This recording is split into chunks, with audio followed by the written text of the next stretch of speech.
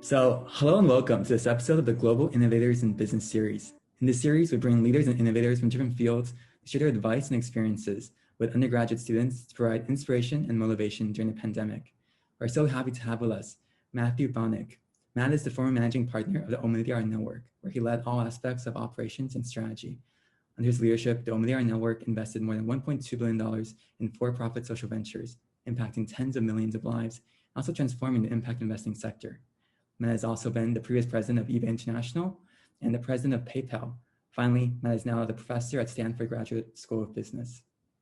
This full interview is dedicated to the BRAC. Their mission is to empower people and communities in situations of poverty, literacy, disease, and social injustice. BRAC has been a leader in poverty reduction efforts through social and economic empowerment, both in Bangladesh and around the world. Learn more with the link in the description. Also, feel free to comment on any questions you have for Matt below, and we'll open the Q&A section later in the interview. So thank you so much, Matt. You're welcome. Delighted to be here, Christopher. Thank you. Matt, I know you have worked with countless social ventures and nonprofits. Why did you choose to dedicate this interview to BRAC? Yeah, BRAC is perhaps the singularly most impressive NGO that I've encountered in my years in the social enterprise world. And some of the things I love about them is they're committed to disadvantaged populations. Most of their work is in Bangladesh, where they support in some way or another more than 120 million people through healthcare and financial inclusion and education. And they've extended their model to other countries as well. Importantly, they're mostly self-sustaining, so they have social businesses that generate revenue that support a lot of their other activities. Mm-hmm. And they openly share their knowledge with others throughout the world so they can expand their impact even further. And the reason they've come to my mind this week is it's the 1-year anniversary of the passing of the founder of BRAC, Sir Fazl Abed. And just as BRAC is perhaps the singularly most impressive NGO that I've got to know in my work in the social sector, Sir Fazl was perhaps the singularly most impressive leader in the social sector that I had an opportunity to meet. He started BRAC after the cyclone in Bangladesh in the early 70s and their war for independence. He left a cush job in London to come back to his native Bangladesh and to build this extraordinary organization. And he did it with such grace and humility. So I'll never forget when we visited BRAC in Dhaka years ago, I went to a slum where they were doing some microfinance work and some maternal health work. And then we were going to go afterwards and see BRAC and meet Sir Fazl. And as we got from this peninsula across some water and got back to the van, I thought, okay, I asked how far away is the BRAC headquarters? And they said, no, it's right here. And we got up to Sir Fazl's conference room and it was overlooking the slum. And he said, we must never forget who we work for. Right? And the guy embodied what I call the 3 C's of leadership. Mm-hmm. Highly competent, built this extraordinary organization, so the first C. Second C is character, a man of the utmost honesty and integrity and forthrightness. Mm-hmm. And the third C is really compassion. He had incredible compassion, a big heart for the underserved. So he's just one of my heroes, and his organization is amazing. And I just felt it was appropriate to give him a nod on this day, which is the anniversary of his passing. Today is the anniversary. 2 days ago, actually. Yeah, that's an incredible story. And these are people that you interact with through your organization. So we will get into that very, very soon. But before you went to the Omidyar Network, before you were the president of eBay and PayPal,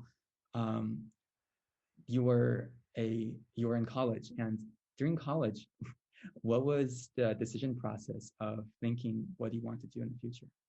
Yeah, it's a great question. So for context, I'm the 12th of 13 children from a big Catholic family just outside of Seattle. And so I knew that I had to both, quote, follow my dream, that's what everybody's told, but I also had to be somewhat pragmatic about it. Mm-hmm. So much of my career is this sort of multiple points of intersection between, pragmatism and idealism or following my passion and then understanding what is possible in a given context. And so when I was undergrad, for example, my first love was international studies and global affairs.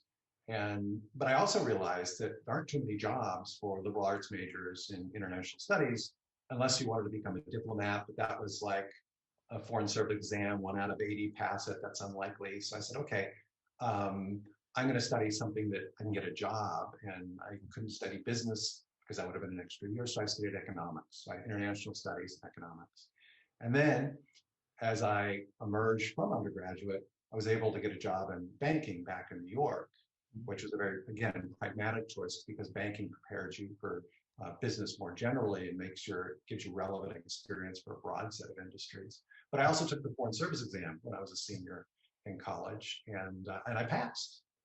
And I realized at that stage that I wanted to try both, dabble in the private sector, try my hand as a diplomat, and then go from there. And maybe go back to business school. So I actually took the GMAT my senior year in college as well. And I had a fellowship after my senior year. And this fellowship after my senior year, I worked for Nomura Securities in Japan. And it was when I was at Nomura, I was at a meeting where there was a Professor Collier Crum from Harvard Business School was there. And I was thinking ahead, and I said, oh, I should talk to Professor Crum. I said, I'd love to think about Harvard Business School one day. He said, okay, when you get to New York, look me up. Right. So then how this unfolded is I said, okay, if I'm going to try diplomacy in banking, it's much easier to go from the private sector into diplomacy because you'll be accepted. But once you go into the public sector, it's harder to get a job in the private sector. There's not as much respect for those kinds of roles. So I said, okay, here's my 5-year plan. Couple years in banking, right? Couple years in diplomacy, have an option to go back to business school. So I had that already in mind. Banking, went back to New York, got to New York. My first day in New York, by the way, I was down on Wall Street. Mayhem was breaking out. It was Black Monday in 1987. Had a couple terrific years doing primarily middle market leverage buyouts for Chemical Bank. And then decided it was time to go to exercise the option to go to the Foreign Service. And so I joined the US Foreign Service, State Department as a diplomat. And they sent me off. Oh, before that, I found out that I got into Harvard Business School, but on a deferred basis. Coming back to Collier Crum, when I got back to New York, called him up, we went to breakfast, he grilled me for 3 hours.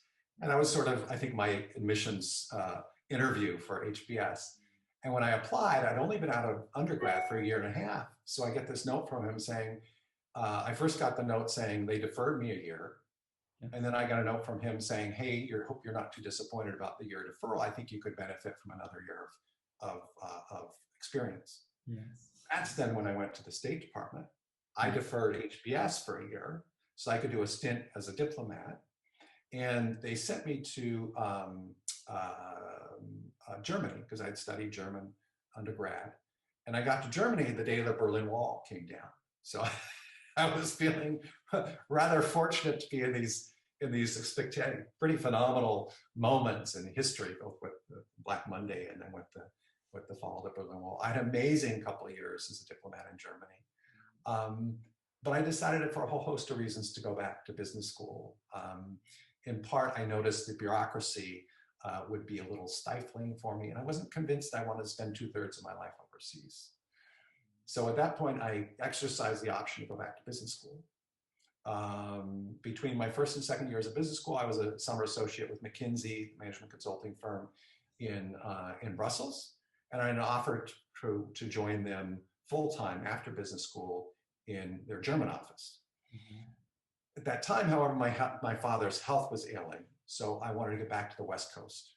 And the closest McKinsey office to my hometown of Seattle was San Francisco. So I joined the McKinsey San Francisco office. After a couple of years, and the reason I did consulting was one of the considerations I had a lot in my career was how do I create more optionality? When you're younger in your career, it's about gaining skills, banking, diplomacy, whatnot, and broadening your knowledge base and your skill base. So then later you can firmly step in one direction, but with a broad base, right? So I went to consulting in part because I thought it would continue to broaden my base in the knowledge of business and would be suitable for a whole host of roles thereafter. I knew going in that I was unlikely to be consultant, but I thought it would be quite beneficial. After I left McKinsey, I joined this mapping company called Navteq, Navigation Technologies, which was the precursor of Google Maps. It was later bought by Nokia and then by Microsoft, and was kind of ahead of its time from a technology perspective. And to be honest, Christopher, at this stage in my career, so I had been a banker, a diplomat, a consultant, and now as an aligned business, I hadn't really found my calling.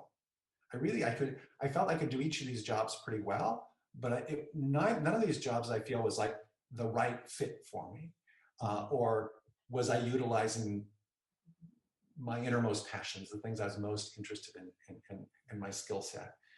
When I was at Navteq, I went from being the head of strategy suddenly to because of management turnover, to running the North American division of Navteq, which was about 300 people.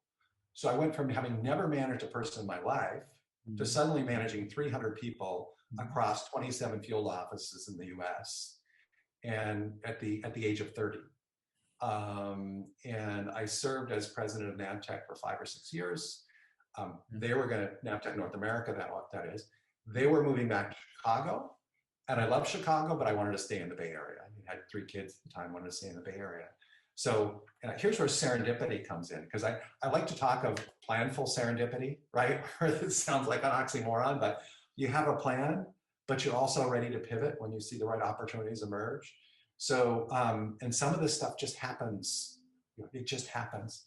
And so one day I loved maps. And one day I was looking for a map of northern Germany, from the town where my great-grandfather immigrated in 1871. And I asked one of our geographers, because Navteq was full of these geographers, what's the best map store in San Francisco? And he said, don't go to a map store. If it's broad-based inventory you're looking for, go to this thing called eBay. This was like 1998. I said, eBay? I said, yeah, www.ebay.com. I'm like, okay, I'll try out this thing called eBay. It was the very early stages of the internet. So I went on to eBay and I'm like, oh my God, not only did I see more maps than I ever could have imagined, I'm like, what an amazing business model. You know, no inventories, no accounts receivable, you know, and it's basically a commission business. And because of the technology, it can scale infinitely. You got network effects. And oh my gosh, they're just down the road in San Jose. So through some working my network a little bit, I was able to join eBay. I joined eBay as employee number 140. So at a time when you joined eBay, where they put a PowerPoint slide up where you say, okay, Matt's joining, here's a little bit about Matt. It's a tiny company, which is another lesson, which is you really want to go where the growth is. You know, if you look for professional opportunities, I think I would have done reasonably well in my career in a whole host of circumstances. But if I had joined a manufacturing company that was growing at 5% a year, I would never have had the opportunities I had when I joined eBay as employee number 140. Because I was able to demonstrate what I could do, but also because the growth was so extraordinary that we need Meg Whitman, who was the CEO when I was there. We needed talent, trusted talent, to put into different circumstances. So that's when I got the opportunity to run eBay International. And then when we bought PayPal, Meg asked me to go over and be the first post-acquisition president of PayPal, chief executive at PayPal. And then it's interesting because, again, at a moment in time, we had, I turned 40 when I was running PayPal. We had a big eBay board meeting in Berlin. And Germany had great meaning for me because I'd studied there. I'd been a diplomat there. My ancestors were from Germany. And things are going so well. But I also started thinking, you know what? Are there other things I could do with my life? You know, it's funny because sometimes when you reach more than, frankly, you thought you could reach, you still start, okay, what else is out there? What else is out there? One of the things I really loved about eBay is I felt like we were delivering huge value to society because we were creating a platform where millions of people could build their livelihoods. And in fact, you had segments of the population, such as single moms, who in particularly found new opportunities because they could work at home, build a fabulous business, and still be with their child or children. Yes. So I felt at eBay we were generating great social good. And I also recognized that ultimately it was about earnings per share. Ultimately, it was about financial returns was the metric we looked at for success. Around this time, I began to talk about Pierre Omidyar, who was the founder of eBay and who I knew from working with the eBay board. And Pierre had said, he'd already publicly committed that he was going to commit 90% of his resources to the betterment of humankind in his lifetime. Now, granted, at that time, Pierre was in his 30s, so his lifetime was pretty long, but it was before this Gates Giving Pledge. Unusual for somebody to make such a bold proclamation about how they're going to commit their assets. But what Pierre realized is he'd start out with a traditional giving approach where he just gave money to well-intentioned not-for-profits. And he said, hold on, is that the only way to have social impact? Here it is, I had huge social impact creating this business called eBay. Why is it that when we think about creating impact, when we think about philanthropy, which generally means love of humankind, why when we think about doing good, we think we can only give money away? So Pierre then began to, he created a separate structure within his family office, so to speak, where he created this thing called Omidyar Network, which had both a grant-making organization or grant-making capability for not-for-profits, and also an investment capability. So a limited liability corporation and a 501c3. And so we had the ability to figure out, okay, what are the issues we care about, such as education or financial inclusion or technology for good? And then in this situation, what's the best tool to use? Is it a for-profit investment or is it a not-for-profit grant? Because the advantage you have when you make an investment is you can scale infinitely. If you generate the profit, you can scale the operation by using those profits to scale and also tapping the commercial capital markets. A lot of the challenges you have with not-for-profits is it's difficult sometimes to scale. I'm sorry, Christopher. Yeah, before we go into your journey is so amazing and so incredible. So just a little bit breaking down the first part of your entire life. We will go into the Omidyar Network very, very soon. But the first, there's so many parts of that is very incredible. So firstly, did they trust a 30-year-old person who was in the job for about 6 months to lead the company? What did he do in that 6 months to impress them enough that they were willing to put you in charge? Well, I guess you'll have to ask my former boss, Russ Shields. But I remember when Russ, so a couple of funny stories there. The way I found out I was going to lead the organization, we were at a management leadership offsite. There were about 20 people who led our global organization. And everybody at the end of this couple-day offsite was asked to say something to the group about the reflections the last couple of days. And as it was going around and people were saying different things, I got a little note from Russ. And the note from Russ said, Matt, I'm now making you president of Navteq North America. When it gets around to you, please say something profound. So this is how I found out, oh my gosh, okay, I'm gonna be leading this organization of 300 people. Now I have to say something profound. I probably said something rather silly, but so the first week on the job there, Russ was in the office every day. And then when he left, I suddenly felt, okay, what do I do? Right? I literally said, Russ, well, what do I do now? Do I call a meeting? What do I do? And Russ turned to me, and he was going to Japan for 2-3 weeks by intent, I think. So he would just have me find my sea legs, so to speak. But I said, what do I do? And I turned to Russ, and Russ says, look, Matt, you're smart, and people like you. You'll figure it out. And how many tomes on leadership are there? How many books, how many volumes have been written about leadership? And Russ in some ways distilled it down, right? Are you smart? Can you figure it out intellectually? And do people like you? Meaning, can you connect with people? Can you build trust? Can you collaborate effectively? Will they rally behind a set of ideas that you put forward and a strategy? And so I guess Russ saw the potential in me, and then credit to him, he gave me the opportunity to step up and demonstrate what I could do. That's so interesting.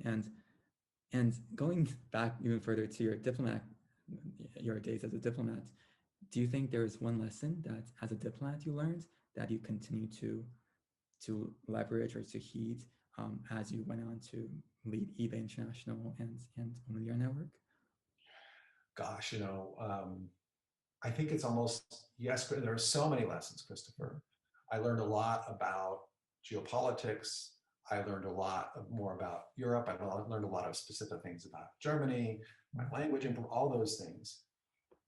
But I relearned or reinforced a set of lessons that I had taken away from studying in Germany, and that also been reinforced in my entire career and my work internationally, is that we as human beings have a lot more in common than we have differences, and that there are basic human values, fundamental human values that we share at some level.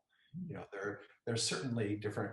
There are lenses of culture and tradition and spirituality and ethnicity and all these other different lenses that people sort through and how they process things. But at the end of the day, most people are looking for similar things, and most people are basically good. I still fundamentally believe that was a fundamental tenet of eBay, and it sounds kind of sometimes a rather naive American way of looking at the world, but my experience is it's genuinely true, and that people want to work with people who they can trust and who they believe are not only competent but caring individuals. And so a lot of those lessons are ones that have those are the most significant ones in my view, ones that have continued to be reinforced in my work, both in the private sector and in the social sector and in the academic world as well. Yeah, I couldn't agree more. I lived half my life in Beijing, China, and coming into the United States, there's so much division across the world, but we all breathe the same air. We all have tears. We all experience the same kind of emotions. There's so much that connects us that we often neglect. Yeah, and it starts with a quest for understanding the other person. You still, at the end of trying to understand that person, you still may completely disagree, right? But at least you've taken the time and the effort and developed an understanding and a connection that you otherwise would not have. Yes. And how did you leverage these lessons in eBay International? Like how did you bring eBay to other countries, and how did you leverage this ability for everybody to see this thing the same way into bringing eBay to a new country and making them see that perspective of how amazing eBay can be? So the beauty of eBay, and I can contrast this with PayPal, I'm taking PayPal internationally if you want, but the beauty of eBay is 90% of it was user-generated content. Mm-hmm. Right? When you think about the core of eBay is the listings that the sellers put up. Mm-hmm. Right? That's the core. And all you need to do in some sense, not to make my job sound too easy, but you needed to create, you needed to localize the language and the core pages on the website. But then it was populated by locals, right? And so it inherently had that local feel. And the desire to trade and buy and sell, that's universal. Mm-hmm. And then different cultural dynamics were captured in the different local communities. So let me give you an example, and in different ways. The same fundamental concept, but different ways. So even as we have some core similarities, right, where human beings have, things are expressed in a different way. So I remember one of my first focus group tours I did in Europe. We had a focus group lunch in Berlin, and then followed the next day a focus group lunch in Rome. And in both places, one of the topics of significant conversation was feedback, right? And one of the specific elements of feedback was getting a negative feedback, and how did that feel? And with the German group, people were, they would be, yes, the feedback, I was upset, it made me angry, right? And this is how I dealt.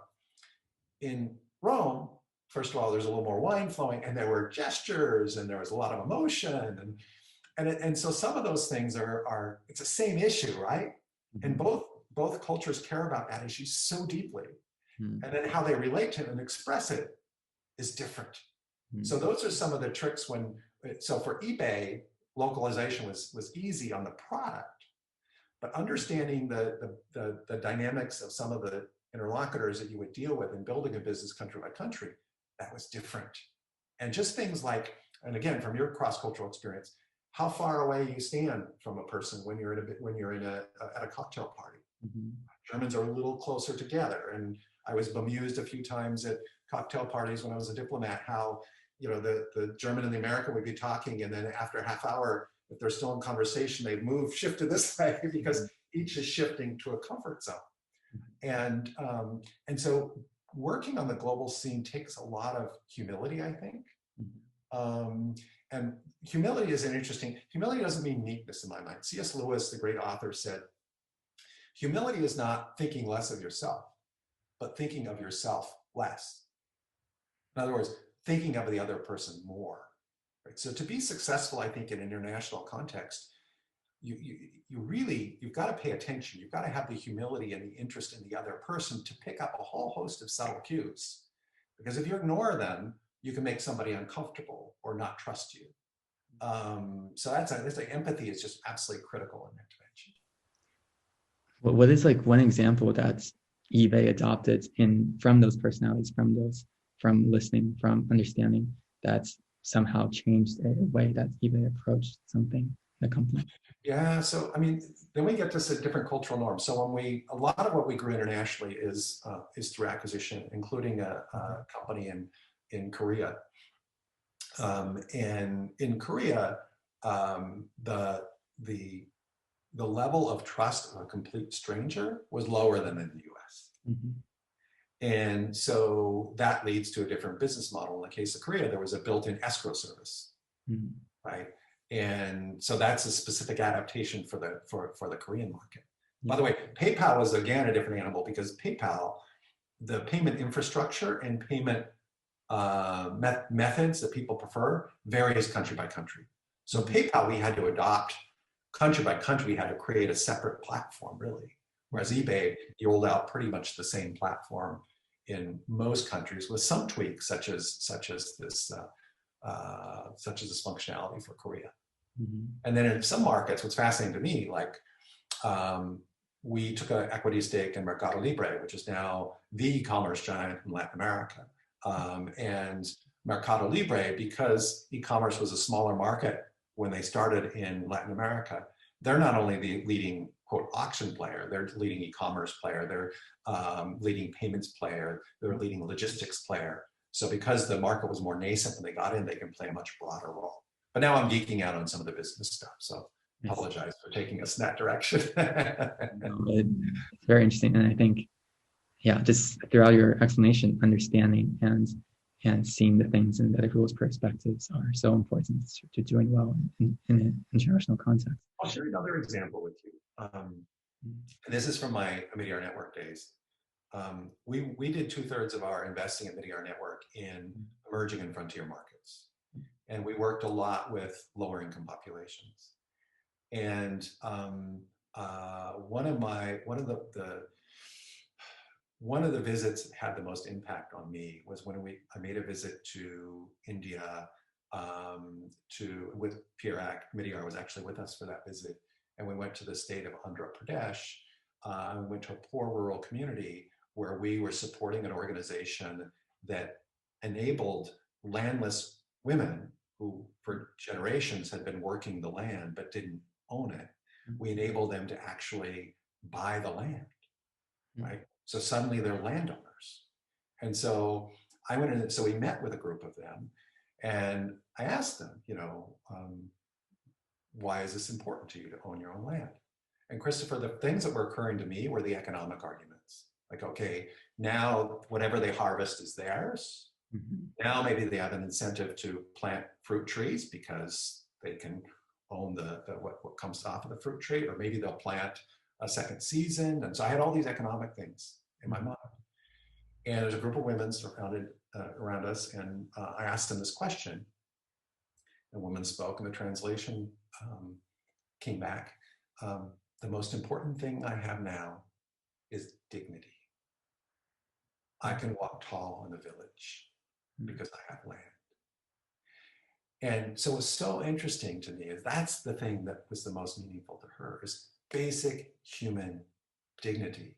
And time again, I see that around the world as well. People want to be respected. They want their dignity. Even in the example of feedback and getting upset about feedback, somebody's taken a piece of your dignity when they give you a negative piece of feedback, right? That's kind of a smallish example.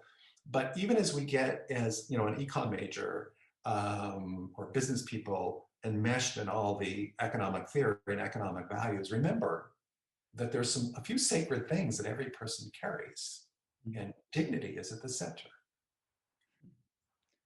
That's a great lesson.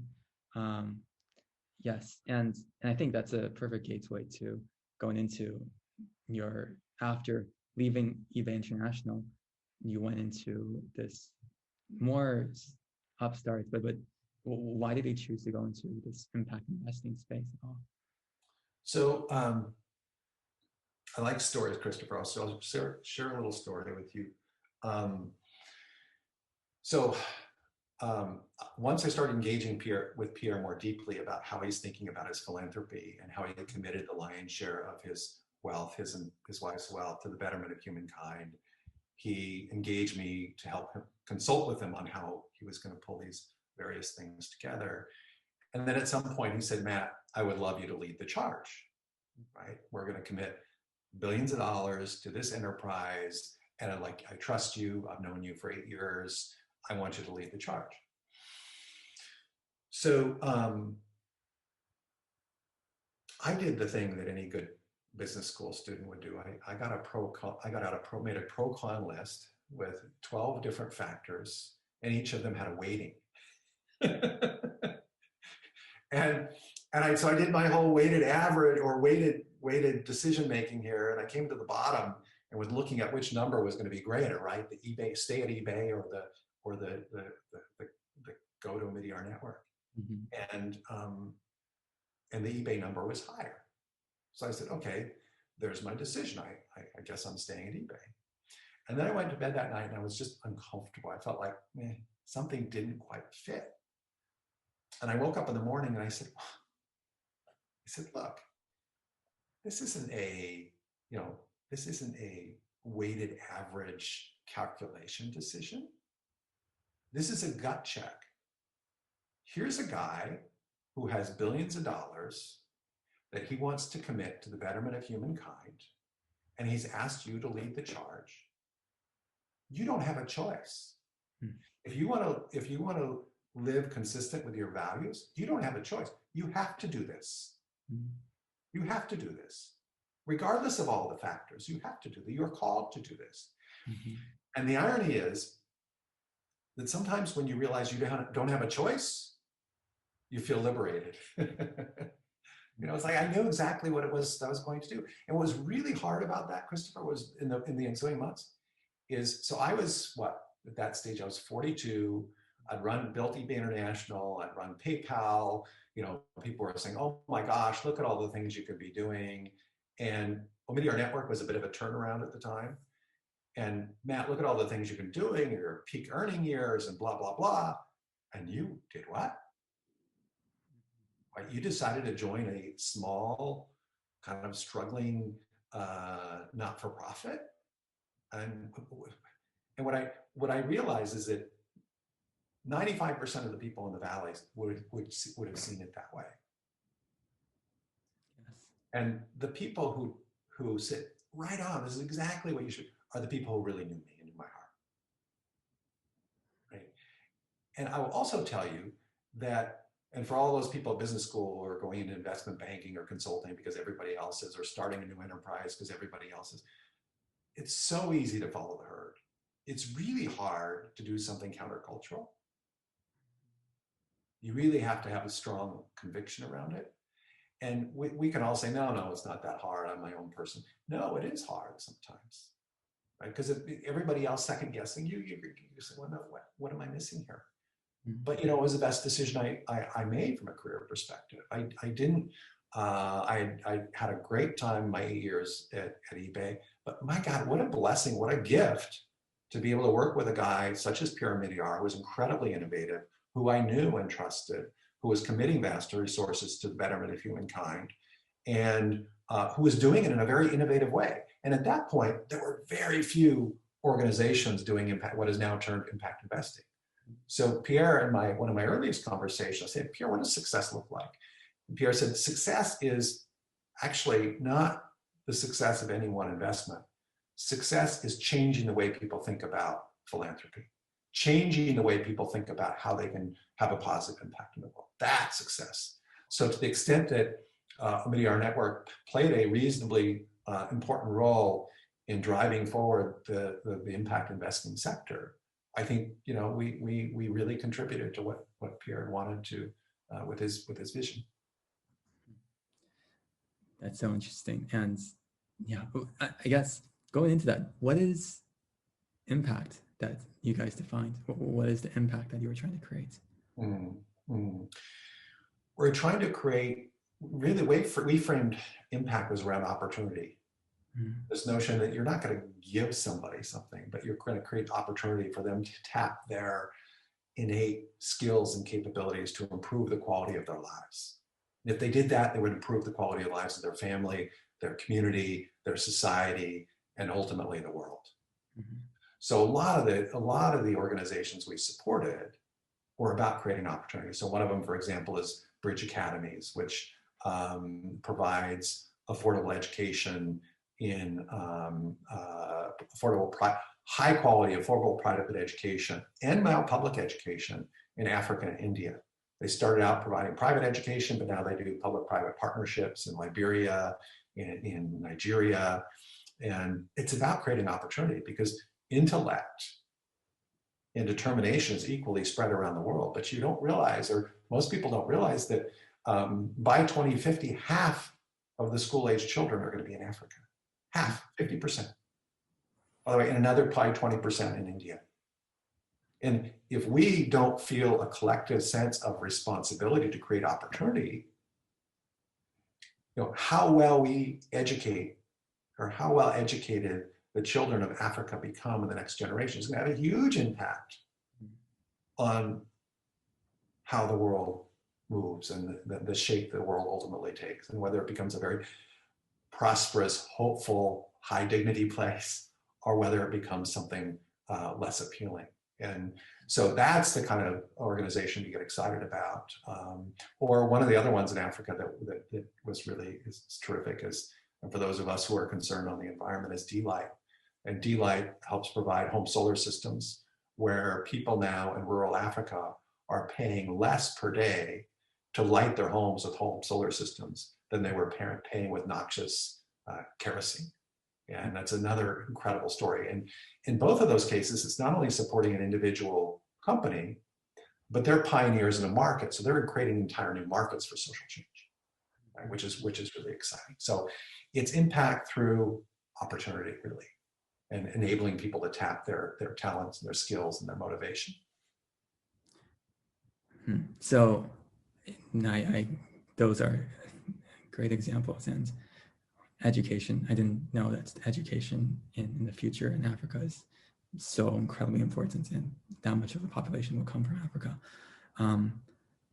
I actually worked at the Bill and Melinda Gates Foundation when I was working in China, and they have this huge philosophy in trying to make sure that they're delivering impact through every dollar they spend, that they can help that creates the most contributions and create the most change in the world. And for example, working on a mosquito net to help one person not get malaria is so important compared to spending a lot of money in a more developed country, maybe.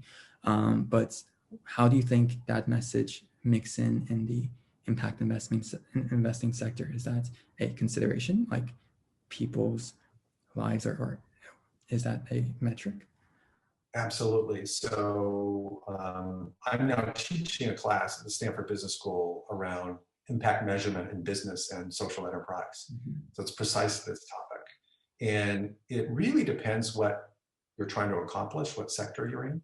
So if you're healthcare, if you're working in healthcare, they have a metric called disability adjusted life years.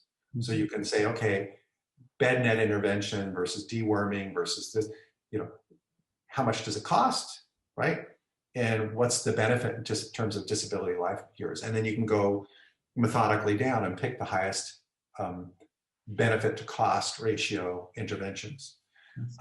In other areas of philanthropy, it's more difficult. How do you measure educational attainment, right? And test scores are one thing, but test scores have their challenges. What are the other ways you could possibly measure it? And how do you think about measuring education at elementary school versus college versus workforce development? How do you measure impact of workforce development? And can you compare something in workforce development with something in education or in healthcare, right? It's really difficult to find a standard metric. In business, you have the dollar or whatever the local currency is, and you have metrics such as a return on investment. There's no number that somebody's been able to put on a unit of social impact. Some have tried, right? So we just had a case study last night on TPG Rise, which is a private equity firm that develops what they call an impact multiple of money. So they try and monetize the impact they're having and say every investment we make has to have at least 2.5 times the impact as we have deployed capital, right? But it's a very rich field, and sometimes measurements are good and sometimes they're imperfect. Sometimes you know exactly what you want to drive for, and sometimes what really matters you can't measure. Again, how can you measure dignity? But if I were to say, okay, the value of that intervention was this economically and that economically, but if the most important thing to that person was dignity, how do you measure dignity? And if we look at things, we did a whole lot of work in government transparency and accountability. I don't know how to measure government transparency. How do you measure? Well, there are some metrics, but it's inherently a little more challenging. So you've got to, sometimes we're drawn to investing behind the things that are easy to measure, which is fine, but we've also got to look more broadly and look at qualitative measures and be willing to take some risk on things that may be difficult to measure. One thing that the Omidyar Network is very, very unique and pioneering is they allowed an investments mechanism that not only allows for-profit social enterprises, but also not-for-profit social enterprises. You give investments and you give grants. And through this process, what kind of intervention is better through investments, and what kind of industry, what kind of problems are better through grants? It really depends. And that's why it's so great to have both tools. And by the way, we had within Omidyar Network, at the individual level, a person can do a grant or an investment. So it's not like you have a grant team and you have an investment team. No, you have a person who's responsible for executing against the strategy. And she has grants in her toolkit and she has investments in her toolkit. And she needs to decide. Sometimes if it's a organization that's doing fabulous work, such as Donors Choose, which provides creates a platform for people to donate to public school projects. They're structured as a not-for-profit, and they need money to help them get to a certain scale, and then they were going to become self-sustaining. So that was obviously going to be a grant because they're structured as a not-for-profit. Other businesses are structured as for-profit, so you can do an investment. And then there are some hybrids where, for example, Bridge Academies received grants, both Bridge Academies and D-Light, the two examples I cited. They both had grant dollars and investment dollars. And then it depends whether you're providing grant or investment dollars depends upon a whole host of considerations, including, okay, who's providing the capital? So in our case, we provide a lot of grant money, but our investments in Bridge and D-Light were on the investment side, although we did a grant to Bridge to do a randomized control trial to try and demonstrate the impact of an education at Bridge. So that's an example of where we'll do those. So there are some general rules, but really it's, hey, whatever we find an organization that we believe is going to has a potential for massive impact, we can go either way depending upon what's most suitable in that occasion. Yes, that's. And we ended up roughly doing 50-50, 50% grants and 50% investments. I see. And that's really a unique way to think about this, because technology and certain companies inside these industries that are fully sustainable can often do a lot of good that private just grants sometimes can't reach. Yeah. I mean, the challenge with, so the beauty of not-for-profits is, they're completely mission driven. Mm-hmm. Mm-hmm. They exist to do good, right?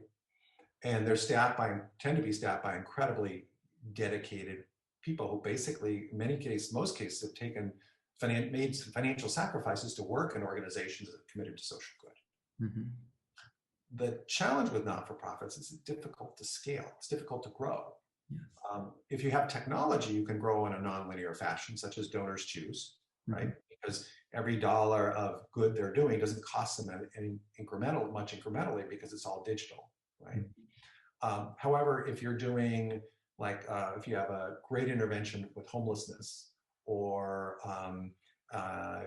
educating disadvantaged populations in the US on a not-for-profit basis, a lot of times, if you want to impact twice as many people, you need twice as many dollars, right? And it's really difficult to raise that money. And a lot of CEOs, chief executives of not-for-profits spend more than half their time trying to raise funds. So there's a not-for-profit consulting group called Bridgespan that looked at a 35-year period beginning in the 70s. They looked at how many not-for-profits have scaled from 0 million to 50 million in revenue. It was about 170. I was curious, and I asked our CFO, how many for-profits scaled from 0 to 50 in that same time frame? Tens of thousands. Mm-hmm. It's not that the private sector is better or preferable, it's just easier to get scale. Mm-hmm. And the other interesting thing about the private sector is that discipline is imposed in the market. If you're producing a product service that nobody likes, you'll go out of business, right? In the social sector, sometimes there's a disconnect between the people you're giving the product or service to. They're not necessarily paying for it. So how do you understand how they value it, right? So discipline in the social sector is self-imposed, right? It actually, in that case, it takes more discipline and a deeper understanding of your customer, because you're not getting the market signals about how much they're going to pay for. Yeah. But so you really need to understand the impact, and the impact they perceive, not just this top-down sense of what you think they ought to believe in terms of the impact in their lives. Yeah, there's a natural incentive that for businesses to earn more money and to grow and to scale. That helps more people. That leads to a virtuous cycle. Yeah, well, thank you so much. We have a few questions from the audience members. Christopher, before we go there, can I just make because we have a broad group of undergrads and presumably a couple of business schools. I just want to make a couple of comments before we go into Q&A. Yes. So I teach MBAs at Stanford. And one of the things I tell them at the end of our conversation, our last class, I talk to them about lessons learned since I was a business school student. Mm-hmm. And then at the very end, I talk to them about the relationship of privilege. Because let's face it, and if most people on this, well, you're a Penn student, right? Penn students, clearly, it's an extraordinary school. It's an extraordinary institution. You're privileged to be there, right? And I tell these business school students, you're privileged to be there. And that's neither good nor bad, right? It is, you're privileged. Mm-hmm. The question is, what is your relationship to that privilege? That's the important question. Because some people might say, well, look, I was a brilliant student and I got into this great institution, so I've earned it, I've deserved it, it's mine, I'm entitled to my privilege, I've earned it, right? Others may say, well, hold on, I had some amazing teachers, and look what zip code I was born into, and look at how great care my parents took for me, and the mentors, and maybe my parents and mentors, they helped create this privilege. And maybe they've entrusted something in me. So maybe actually I'm entrusted with my privilege. And that's a very important question. What is your relationship to your privilege? Are you entitled to it, or have you been entrusted with it? And everybody's got to answer that question. But how you answer that question will fundamentally shape your life and shape your career decisions. So I end with a little poem from Tagore, who is a Bengali poet. 3 lines, very simple. He said, I dreamt that life was but joy. I awoke to discover that life is but service. I acted, and behold, service is joy.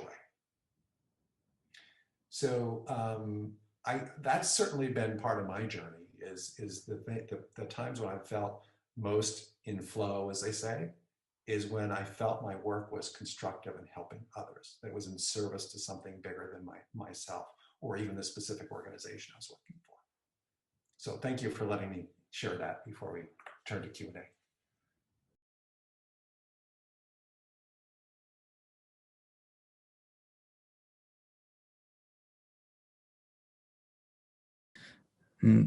Without further ado, we'll go into the Q&A section. One of the questions asked is, where is impact investing headed? There's so much growth in the past few years with KKR and Impact Investing Fund. Where is this headed? Yeah, there are a number of things. First of all, I think it's fabulous that people are thinking of more sort of compassionate capitalism, if you will, that they want their dollars to speak to their values, and that they're more and more focused on their investments going towards having an impact. And hopefully that continues, and there is a lot of terrific work being done. One of the early questions in impact investing was, can you earn a risk-adjusted return, finding a strong commercial financial return, while you're investing for impact? And I think it's generally been proven now that yes, you can. You can, in fact, generate strong commercial returns and also invest for impact. So there's not necessarily a trade-off. The interesting question embedded in that is, if that's true, right? If impact investments can generate, if a given investment that is having impact can generate risk-adjusted returns, then wouldn't capital be going there anyway?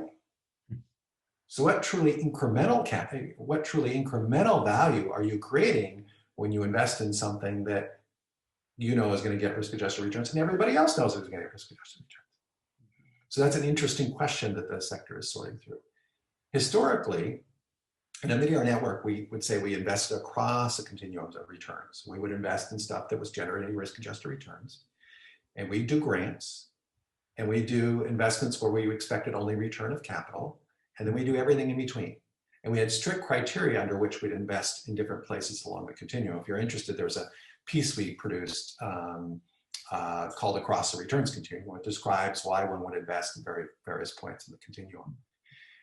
A lot of criticism in the early days of impact investing, there was a lot of criticism for people who are willing to subsidize return, were willing to subsidize impact, because they're saying, okay, you're going to create a bad reputation for impact investing. People think, oh, impact investing is just lazy investing or an excuse for being good, right?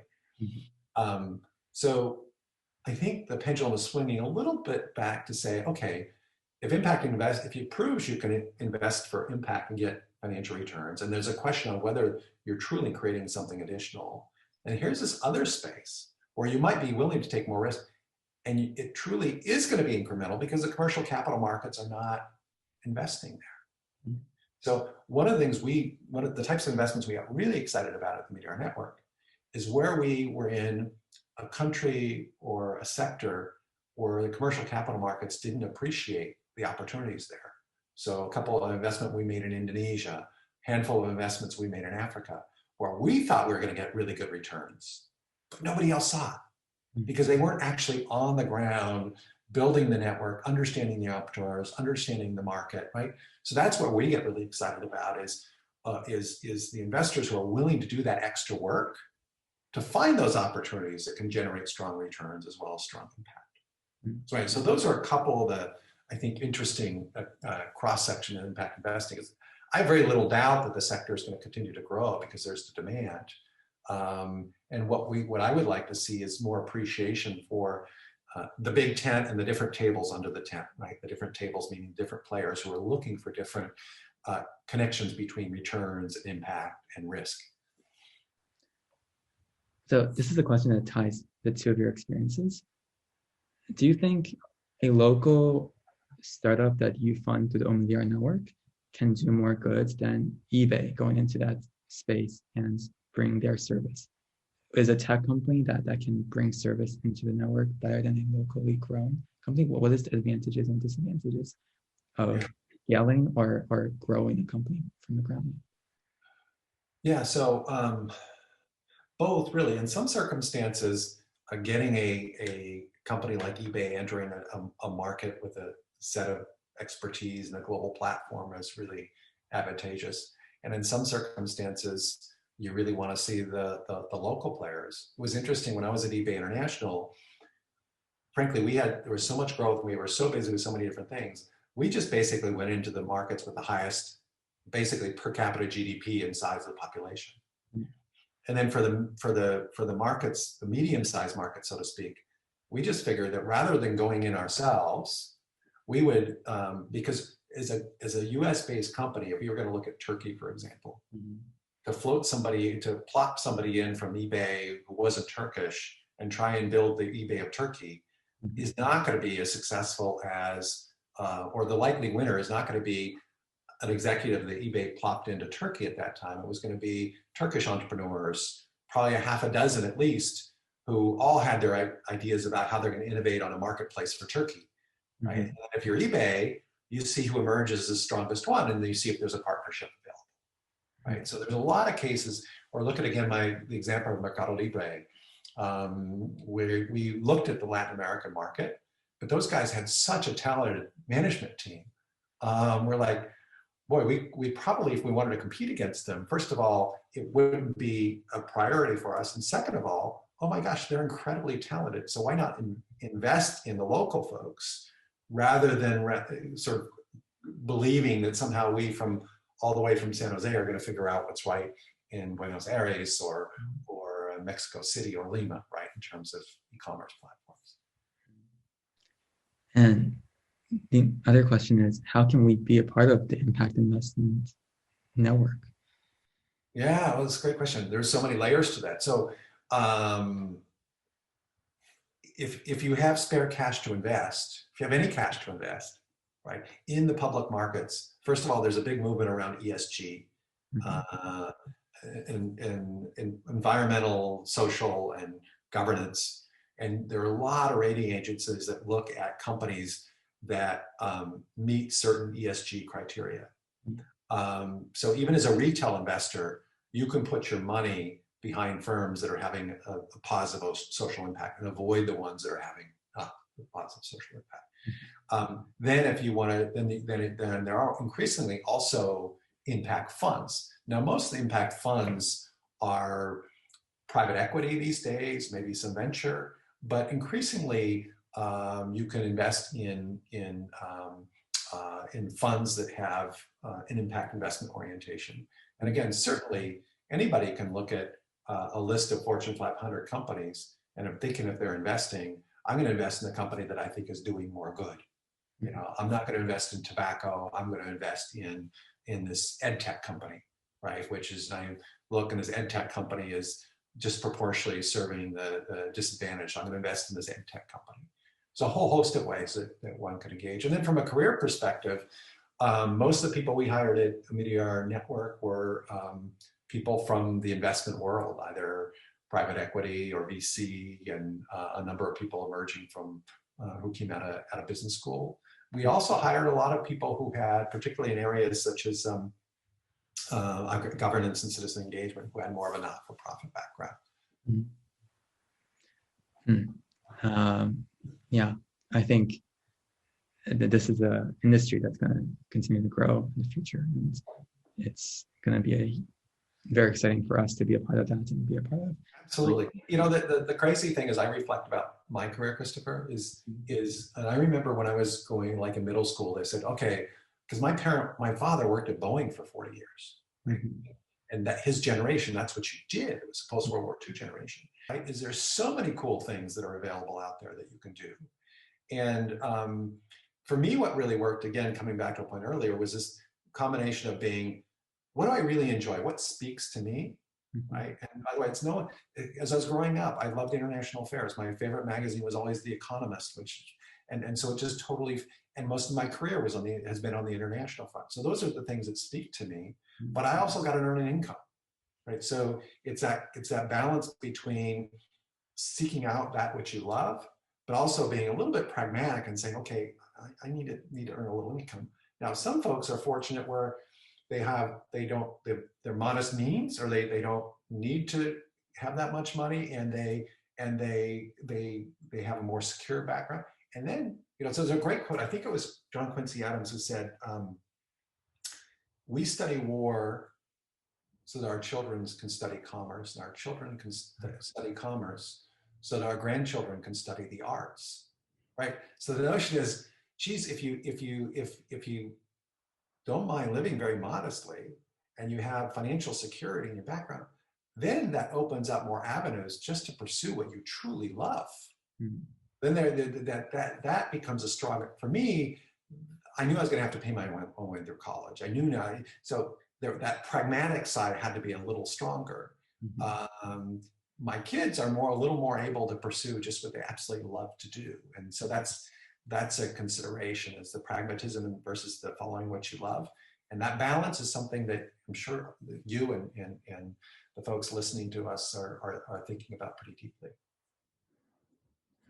I love that quote by John Quincy Adams. And I think with that concludes the interview. But thank you so much, Matt. This has been such a pleasure to interview you, and you, me, and a lot of the students watching are so appreciative for all the time you took, and thank you. It was amazing.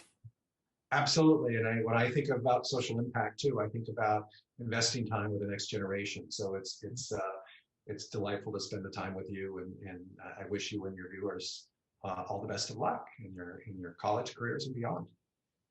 Thank you.